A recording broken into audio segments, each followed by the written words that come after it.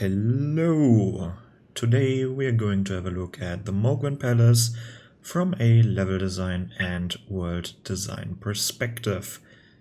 The Mohgwyn Palace is this beautiful area over here, the island in the underground, I guess. And there are two ways you can get here. The first one and the quickest one, or the quicker one of the two, is progressing Vari's quest line until he gives you a specific item that I may or may not have in my inventory. I don't have it right now, I think. But yeah, just follow Vari's quest line. And the other one is, of course, the path you take somewhere over here. Where is it actually? Somewhere over here. In the consecrated snowfield, I think it's called. Fairly late game, so Vari's questline is definitely quicker. When you do the Vari's questline thing, then you're ending up over here. You start basically in the middle of the level. When you're going through the snow area, you're starting over here, where I am right now. To be more specifically, somewhere on the rocks over there. But I don't even know why they have this part. Like, again, you have to go through a teleporter to get here, and if you've seen the previous episode, I kind of ranted about teleporters. I think teleporters are a suboptimal way of getting you from point A to point B, because it's the lazy way, to be honest. Like, right? It's like you don't have to build a path. It doesn't, there is no good reason behind it. You can just put a teleporter there. Yeah, mage built this teleporter, now you can go through it. Great. Great world building over there. Wow. Why not just put a teleporter everywhere and then you can just traverse the whole world with teleporters. It just feels lazy to me. So I think the Vari questline path is much more intuitive. It's much more fun, to be honest, and on top of that, you can do it earlier. So, well, I guess the teleporters for people who missed or didn't want to progress the Vari questline because of maybe roleplay reasons, or you just missed it, whatever. Or maybe you couldn't play online because the online feature or the offline feature just got patched in with, think, no, not the last patch, I think, was the patch before that, maybe? Something like that. But this is also the best place for early to mid-game farming, which is, and arguably late-game farming as well. For the early game farming, you just complete Vari's questline to this point, and go or run for your life over to this point over here and shoot that bird. That bird will run at you, fall down the cliff, and it will give you a lot of runes. They can basically do this over and over again because they don't have the no respawning enemy mechanic from Dark Souls 2 in the game. So, free runes. Then the second farming spot is with the what's the great sword? The end boss great sword thingy. Where are the great swords here? The sacred relic sword, basically the wave of piss. You can do it over here, kill them all with a few waves depending on your level and the upgraded weapon, and then reset, do it all over again. Because farming those poor Albinorics grants you a lot of runes. And we can already see there are two types of Albinorics here. The generic white or silvery ones, and then a red version with... Well, I wish we could get that weapon that they're using. It's the Shamshir, or whatever it's pronounced, but our version is like very short. And I wish we had had the bigger version as well. Would be nice. But they have 2 special attacks compared to the silver variant. One where they're basically bone wheeling you. They're doing their little acrobatic move, but this time they're charging you with it. And the other one is they shoot blood spikes in random directions, which is not as dangerous. I kind of wonder, of course they're corrupted or touched or blessed, whatever you want to call it, by the blood magic that Mohgwyn is using. Probably the blood magic from the Formless Mother, maybe? The god that Mohgwyn is praying to, the outer god, I think. Yeah, they're probably just corrupted by the blood magic that is down here. And, well, if you haven't seen it by now, the theme of this area is blood. Like, that's the theme. We have a nice canyon-looking area over here with some of these turned to stone big-ass trees, or whatever they are. These pillars that look like brome of trees. And it's been, like, desecrated by just a lot of blood. Not much to say about the blood river or blood pools. Swamp, blood swamp, I think, is the best description of this area over here. But the good thing is, you can ride on torrent here. Nice. The bad thing is, there are a lot, and I mean a lot of Albinorics. And maybe this is a good thing as well, because they're fairly easy to farm with a late game character, but the bad thing is it's just repetitive as fuck. I mean, alone they're not a challenge at all. Like, yeah, okay, if you're not careful yet, they can one-shot you with their bone wheel move, but when they're in groups they're far more deadly, and you have to basically use AoE spells or hit-and-run tactics to clear them effectively.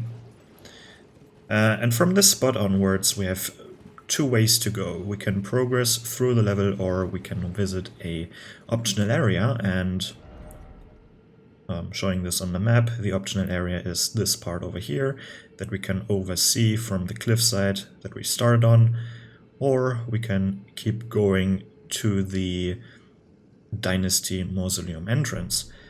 And I think we have to have a look at the optional area first. And I don't know if this works due to my cheat engine thingy right now. No, it does not work. Usually there are in total 3 invaders that are invading you in this particular area. Not all at the same time. Oh, it works actually. Nice. And I can still ride torrent. Oh.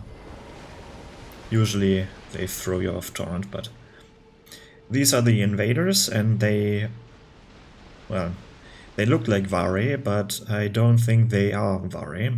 First of all, they're using the, let me find it, Misericord. I don't know pronunciation, but this is basically, as it says, dagger favored by military physicians in white. The pointed blade is hard and sharp, making critical hits especially potent. Medicine is mercy, and mercy upon the battlefield is ruthless. Beware the killers clothed as men of compassion. Which is quite nice. This is I think a historic weapon.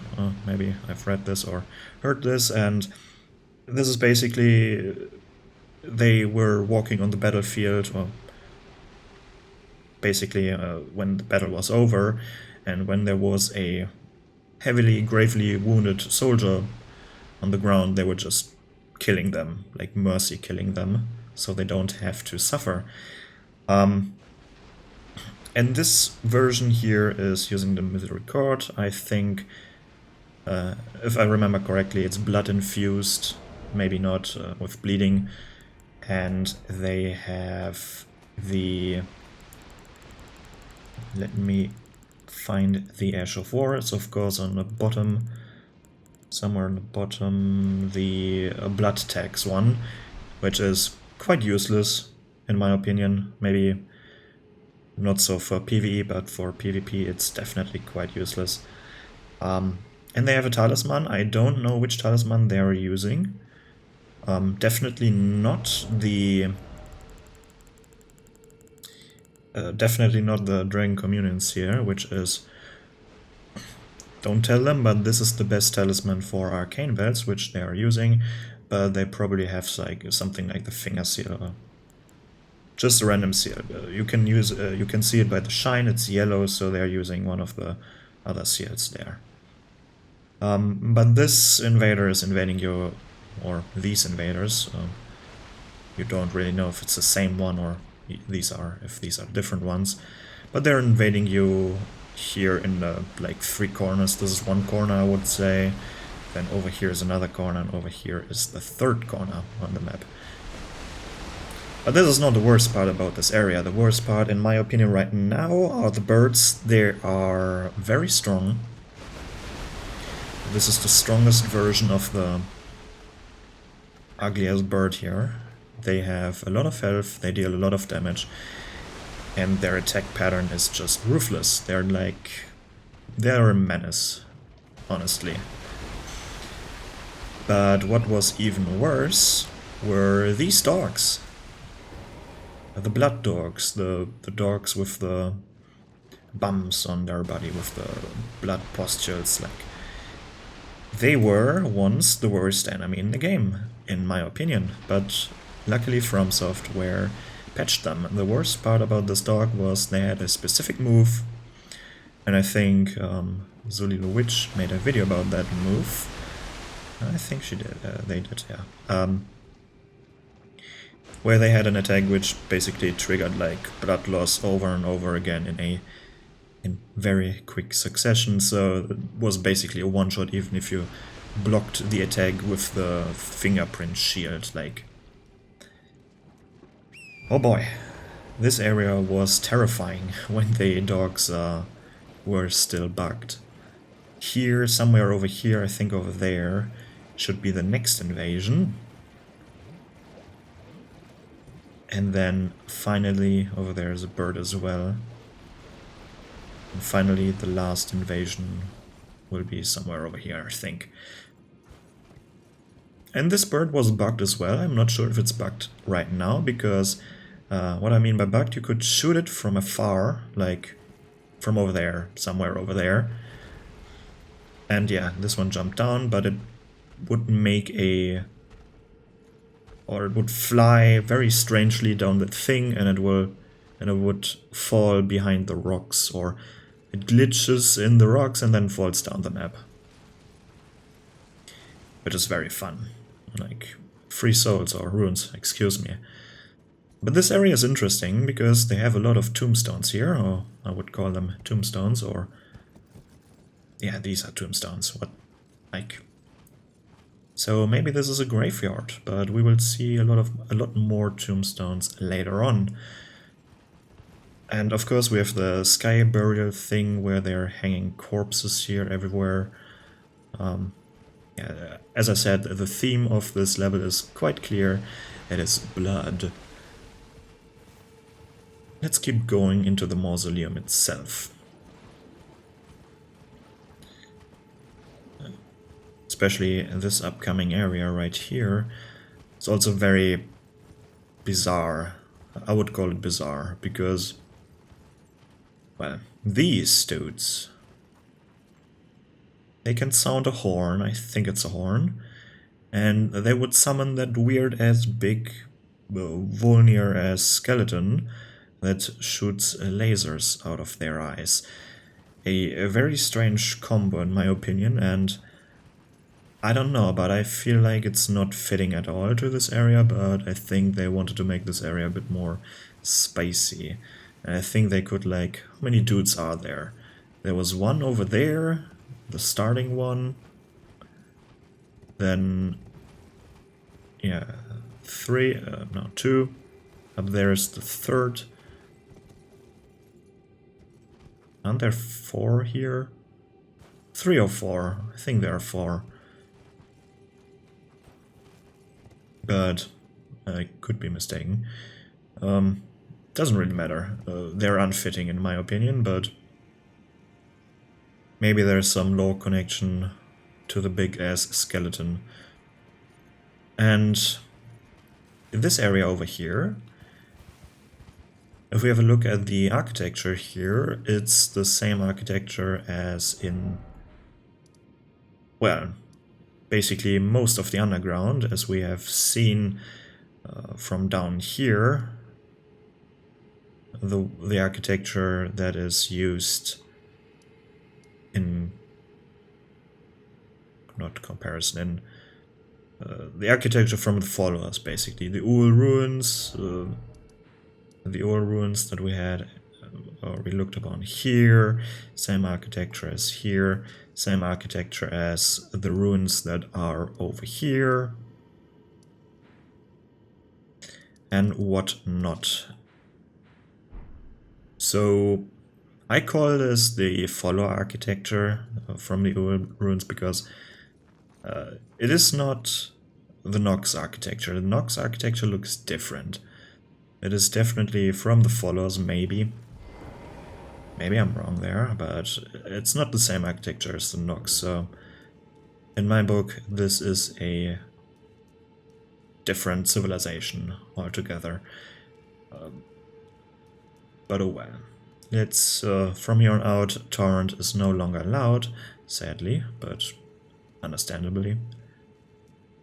And now we are approaching the Mohgwyn Dynasty Mausoleum.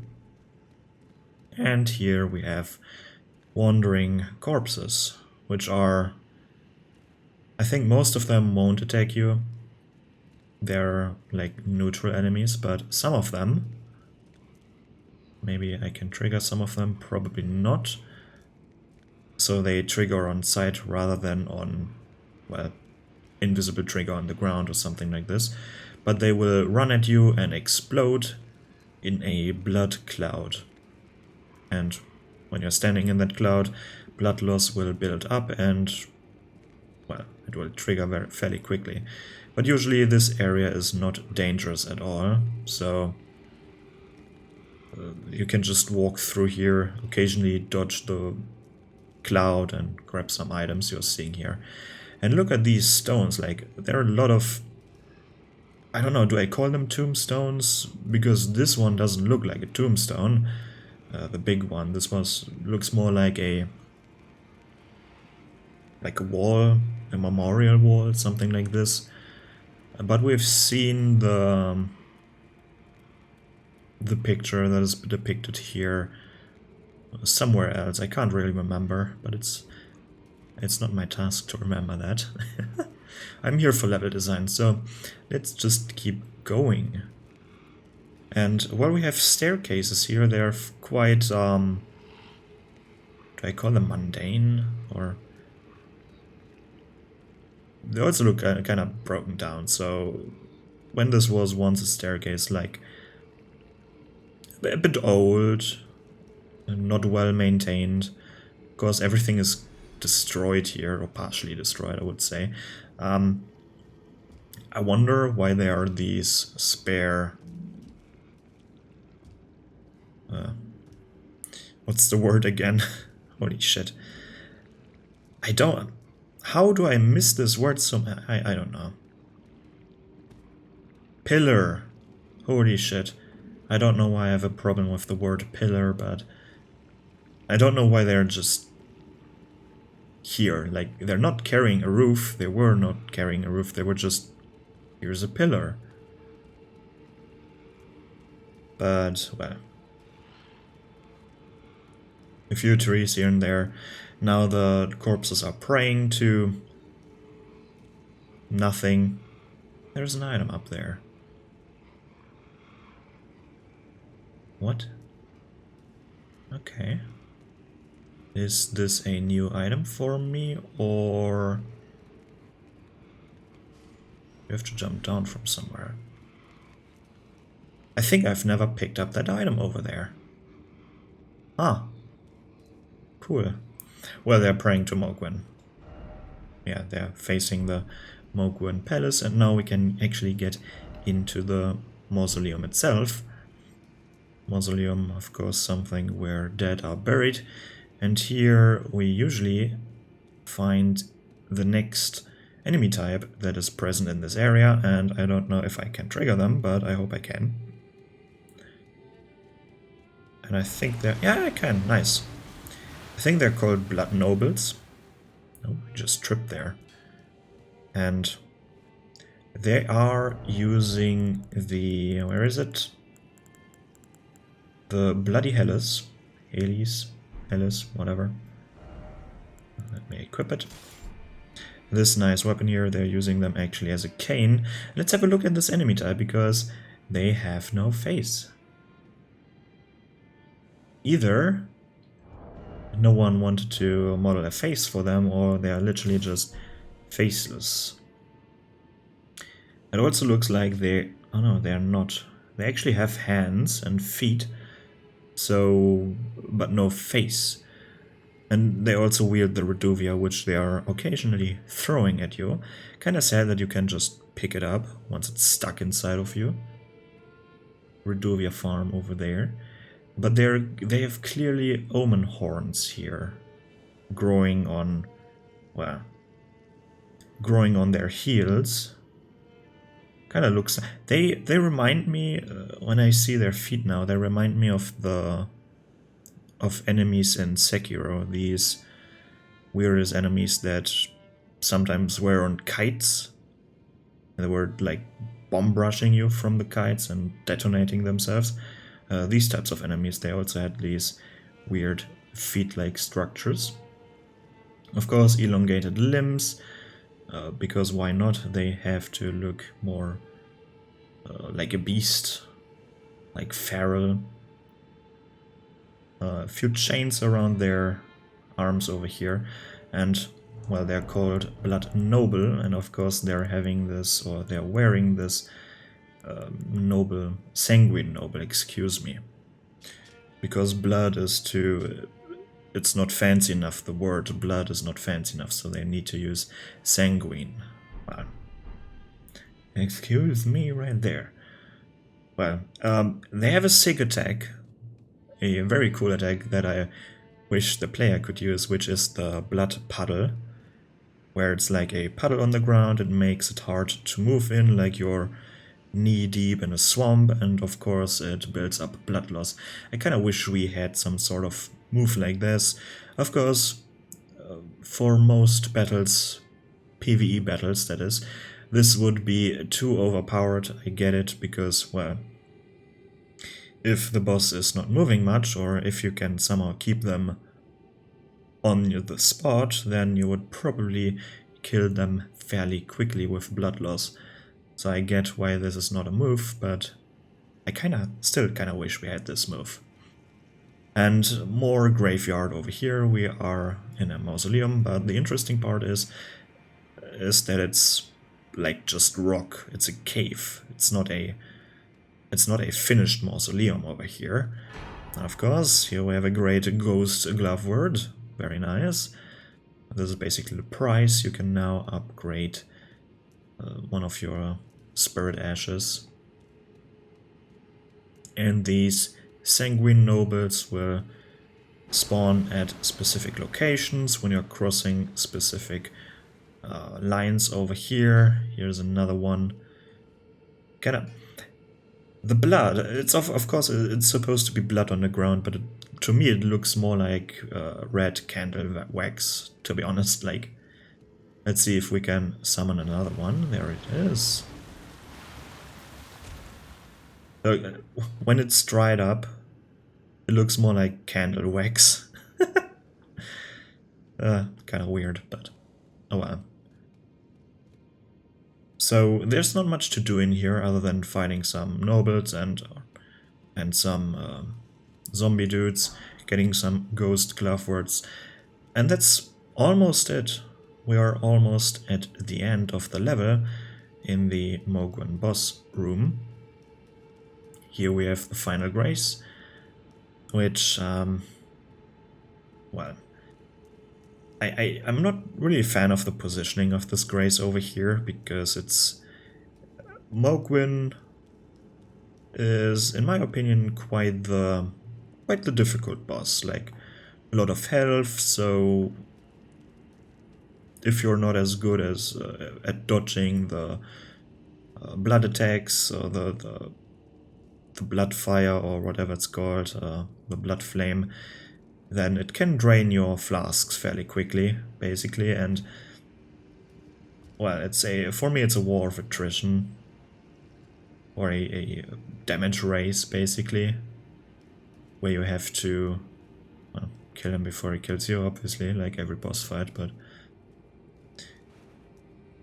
here we can see, look at the origin, because, well, not because, but it's interesting. There are seemingly, I'm not sure, from here they look black, the ruins, or darker, reminding me of different architecture. Like, not the same architecture as here, excuse me, but more like architecture that we can find in Limgrave, for example, over here. Like the weird just building parts that are now partially covered by the earth, or stuff that we can see on the coastline over here on the cliffside. Oops. So I don't know if the architecture, I don't know how it got here and whatnot. Well, over here we have a few more albinorics and a sanguine noble, not a blood, excuse me. What's in the chest again? Oh, some ancient dragon smithing stone. Very irritating long name, somber ancient dragon smithing stone, whatever. And the same statue as always, they only have the statue. I don't know who this is supposed to be, some sage maybe, saint, sage, whatever, with one of those stone tablets. Maybe the 10 amendments or whatever it's called. And then an elevator. So let me rate this elevator. It actually has a solid base, so there could be a mechanism behind this. I still believe the magic elevators are much, much better. But I will trigger the boss fight now. I won't have a look at Mohgwyn itself for a long time, but I want to have a look at the arena, because this looks epic.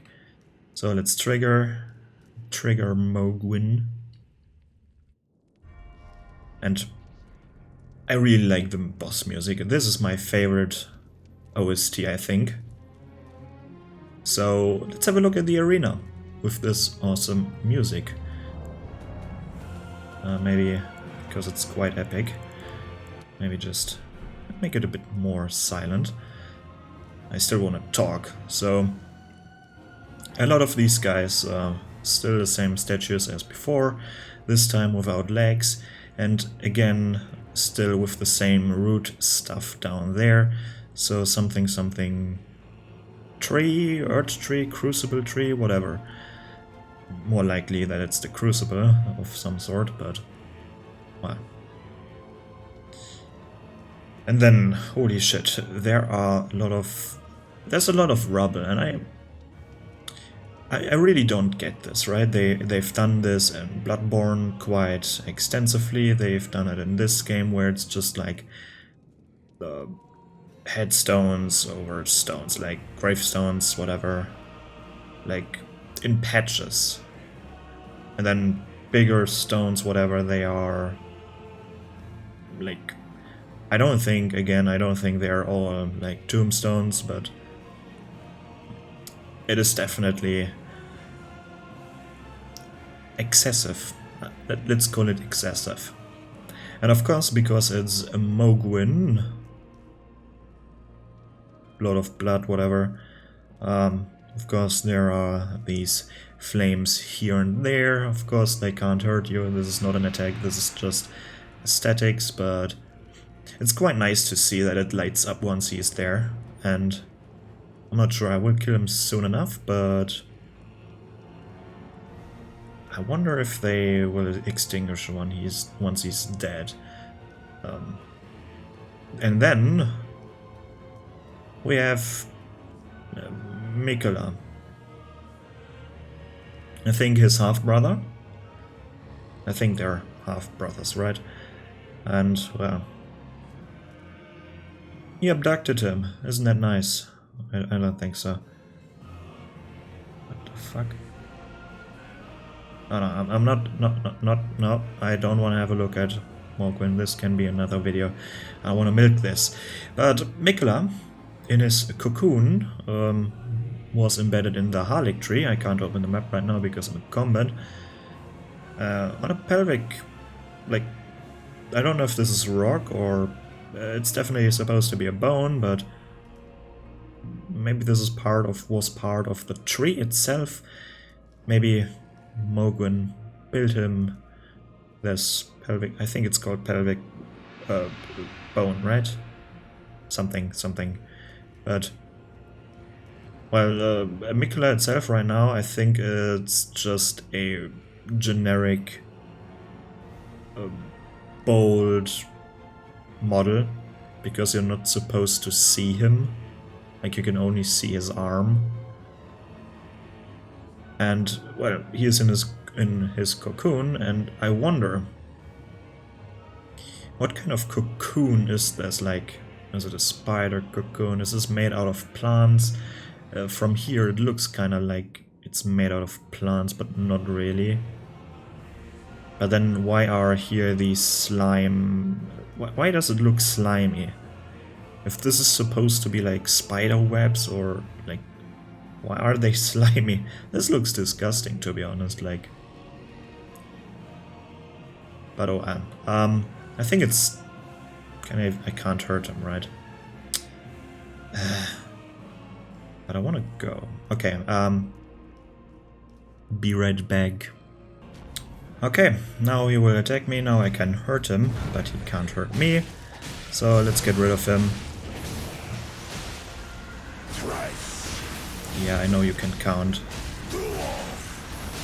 Question is, can I kill him before he can count to 0? No, I can't. Unlucky.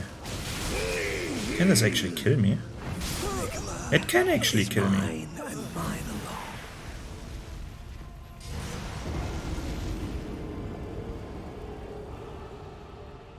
Have to get rid of him. Be right back. Okay, now that I'm back, good thing there that I've died, because otherwise I would have bitched about that later on, that the grace is right down there, because I haven't seen the Stake of America over here, and it's quite hidden over here, so good that this thing exists, otherwise you have to like constantly go up the elevator again. And I was confusing this because I think my most recent playthrough was with this mod right here, with the Seamless Co-op mod, and with a friend of mine, and I don't know if this was disabled due to the multiplayer aspect, but we had to spawn at the site of grace, and we had to constantly go up the elevator. I don't know if they fixed it or whatnot, I don't care. I should be able to one-shot him now, so... Yeah, okay. As clear as day. The coming of our dynasty. Mohgwyn. Yeah, that's your name, dude. Like, how full of yourself do you have to be in order to say your own name when you die? But oh well. Now we can finally reach this place right here. It has no, like, there's no point in this area from a gameplay perspective, but here you can have a look at, well, maybe not as well, but you can have a look at the places that we've been early on. And I wanted to see, like, this has been broken off. This is a broken off bridge of some sort, part of the aqueduct or whatnot, of these, like, bridge parts that we've seen down there. And I wanted to see where this is actually leading to, but there is no clear connection right here. Like, my first thought was, like, visibly there is a connection to this part over here, because this looks like a part of a bridge or aqueduct or whatever you want to call it, like connecting to this path, but from here you can't really see. Oh no, you can, never mind. It's not lining up perfectly, but this could be due to the destruction of this place. Maybe this was once connected, maybe not. Maybe this one rose out of the ground, like usually this one was lower down, or maybe the more feasible part probably was that this land was once higher up, and due to the banishment of Nokron, like, it just dipped the whole place a little bit down because it's quite heavy, I think. Or maybe there was just a staircase. Or maybe this wasn't connected in the first place. Different maybes all are somewhat possible in this bizarre game, but, well, I think we're through the level, isn't that great? So let's talk about level design. Because the level design here is quite straightforward. Starting off with the enemy types. We have 2 types of Albinaurics. Potentially three types of Albinaurics, and the small types have different weaponry, but I still count them as one. We have the silver Albinaurics, we have the blood red Albinaurics, and then we have the big Albinaurics that are over here. And the Albinaurics are, of course, here for a lore reason, and there are a lot of them. Oh boy, a lot of Albinaurics. Luckily not the hardest enemy to fight. These ones are stronger due to their blood attacks, their additional blood attacks, where they bone wheel you down. If you don't get the reference, you haven't played previous Dark Souls titles, but can't blame you. Maybe I can. Then in this area we have bloodhounds. I call them bloodhounds now. Sounds cool, right? And the stupid as birds and invaders. Then here we have the big Albinaurics who can summon like weird ass skeletons. And just for the completion, because I haven't shown the skeleton. Yeah, I'm correct here. Because I haven't shown the skeletons, I can show them now because I can trigger them now. Would you please sound the horn, or however you are summoning them? Excuse me, sir. Okay, they're sounding. You dumbass.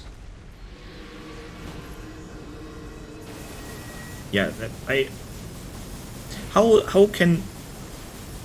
Was he just blowing in this wooden weapon? Like, for some reason they have the ability to summon big ass skeletons. Sir, over there, would you do it again, please? Like, you know it's a solid piece of wood, right? That is so stupid. But yeah, for some reason they have the ability to blow in a big-ass branch to summon a skeleton, but oh well. Why am I in combat? What? Can't open the map right now. I want to talk about more enemies.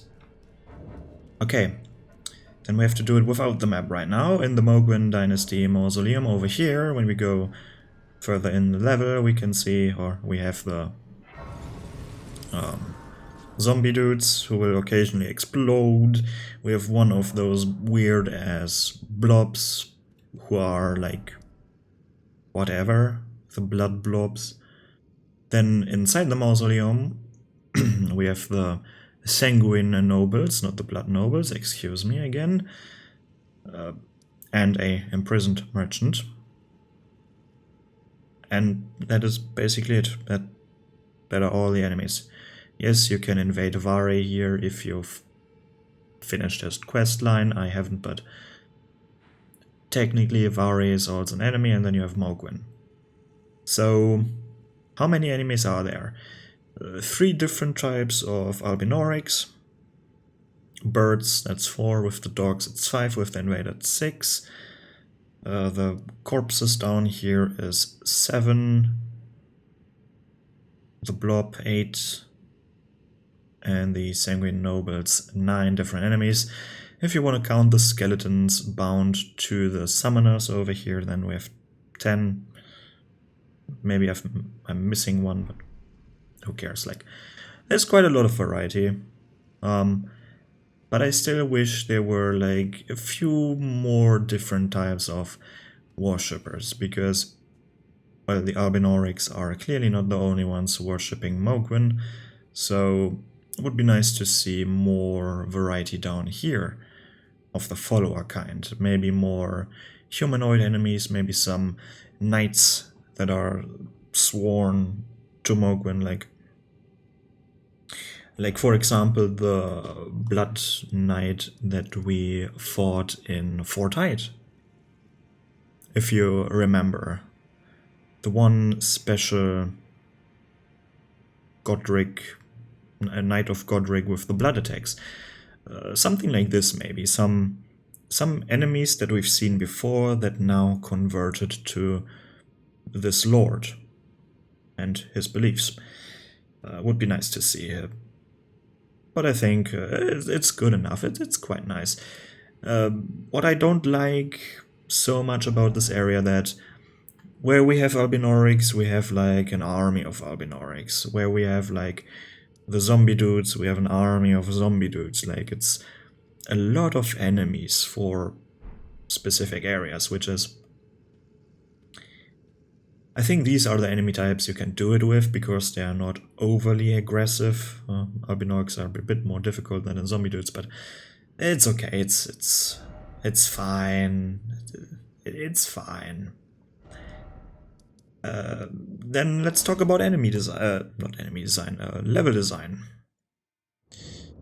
Because, well, what is the level? You can approach this level, or you can get into this level with 2 different, what's it called? With 2 different methods. One, progressing a quest line, so you end up at the midpoint over here, and you can enter this with a teleporter over here. And when you start here, you have basically a fairly straight path to the level. One area that is optional, and that's it. Like, oh, I've missed something. I wanted to find that item that I haven't found yet. That's why I haven't found it, because when I saw it, I forgot about it, I guess. But it's nice that we have this one little secret that I'm now trying to find out how to get it. Probably jumping down some rocks over here. But it's not that special, right? It's fairly straightforward. Here and there, a few side paths, and fairly linear. The open areas aren't that open, luckily, because I don't know, I'm not really a fan of the... No, this is not... How do you get there, for fuck's sake? Well,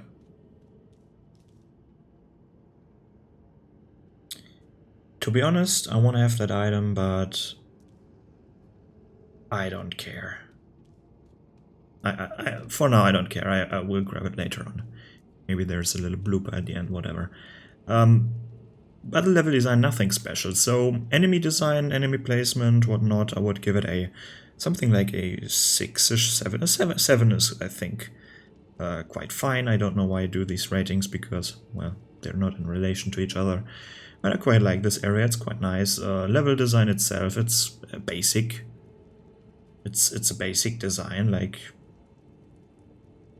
maybe 6-ish. It's fine. So overall, let's give it a 6.5 for level design. And then world design. There's not much to subtract from the world design because, well, these are ruins. Someone took these ruins over and this place over because it wasn't occupied or it wasn't hard to conquer. So Mohgwyn took this one. Like, it looks thematically fine. Like the blood swamp, the quite disgusting blood swamp, probably stings a lot. Then, well, the whole the aesthetics itself look great with the red, grayish areas, a few greens there, here and there, but it looks quite thematically fitting. Although the mausoleum itself looks a bit barren in my opinion. There could have been more than just tombstones in my opinion. Maybe fancy this place up a little bit from the inside here in the cave area basically. But other than that, it's okay. Like, it looks good. It's not something that where I would say like, this completely makes no sense. Why would you have this in this game? No, it's fine. Like, I would give the world design a, like, doesn't blow me away. It's like a 7, I think. So level design 6.5 and world design a solid 7, I think. And well, that's it from me. Goodbye. And I found the item.